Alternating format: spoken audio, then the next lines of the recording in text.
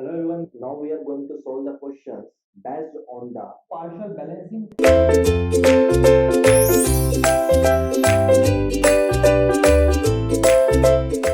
The primary unbalanced force is maximum when the angle of inclination of the crane with the line of stroke is. So, when the question is asked on the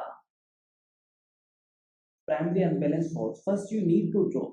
And if the question is related to the angle, first you must draw the diagram. So, it would be easy to find out the correct answer. Otherwise, you will make a mistake. Okay, we know that this is a line of stroke and the theta is measured from the line of stroke always. This is our crane which is going to be rotated and having the radius of rotation r. Okay, so this is a rough diagram that I'm going to draw here. This is the radius of crank and this is the length of the connecting rod. This is the theta angle. Okay, and there is a mass which is going to be attached here. Okay, we all know that. The primary unbalanced force. First, we need to understand what is primary unbalanced force. We all know that the total unbalanced force is equal to mr omega square cos of theta. I'm just going to revise everything, okay? However, I already discussed it in the lecture, but I'm just revising you so that you will not face any problem. Okay, everything you just have to remember with full confidence. No mistakes will be there in the examinations. So m r omega square cos of 2 theta by n. This is the complete unbalanced force. We consider this term as primary unbalanced force. Primary unbalanced force. And this term is considered as secondary unbalanced force. So according to the questions, we will consider the primary unbalanced force. That means we have to focus on this term only. Okay, we just have to ignore this. The primary unbalanced force is maximum. When this can be maximum? M is constant, R is constant, and omega is constant. Okay, omega is the angular velocity of the crane, and radian per second is the unit of that. So there is only one variable, that is cos theta. So as cos theta is going to be changed, there will be a possibility for the unbalanced force to be maximum or minimum.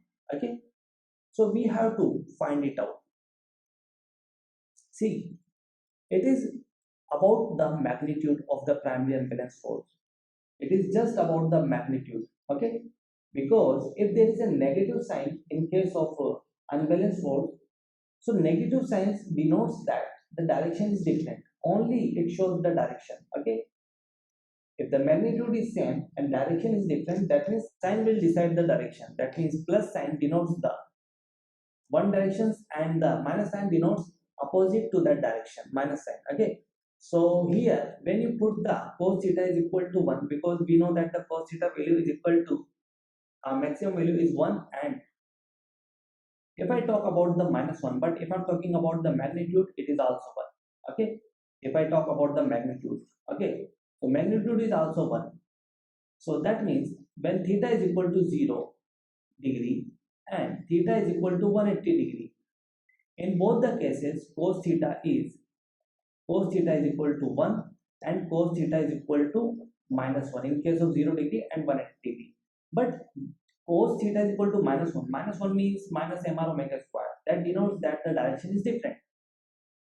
Okay, but the force is same.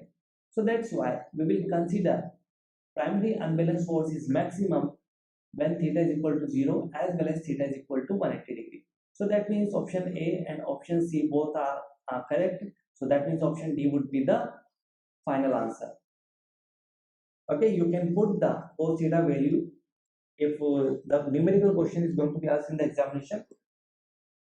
They will generally, if they ask you to find out the primary unbalanced force simply, so they will give you the data and they will give you the theta value. If the theta is not given, you can find out the value of theta according to the data which is given in the question. Okay, so first need to understand, you just have to learn the formula. Always I'm going to say that in case of balancing, first you need to learn the formula, whether it is static balancing of rotating masses or whether it is partial balancing of the reciprocating masses, the effect of the partial balancing, everything everywhere we have seen that there are formulas. Okay, the concept you can remember easily as you see the, as you read the questions, as there is, if there is a diagram which is given in the question, you can able to understand, you can able to remind the concept, but you will not be able to remind the formula if you don't learn the formula. If you don't practice a lot of questions, you will not be able to revise the formula in the examinations, because in the examinations a lot of pressure is there. But the formula on which you have done a lot of questions, only that formula you will be able to remember. Okay, otherwise you will be able to mistake in the sign conventions. Okay, so just learn the formula. So option D would be the correct answer for this question. So you can see here, if I don't remember that formula, I cannot solve this question. However, this is not a numerical question, but even this is a theoretical question. So I must have to remember that formula. So you just have to remember that formula. Then you will be able to solve the question whether it is theoretical or numerical type.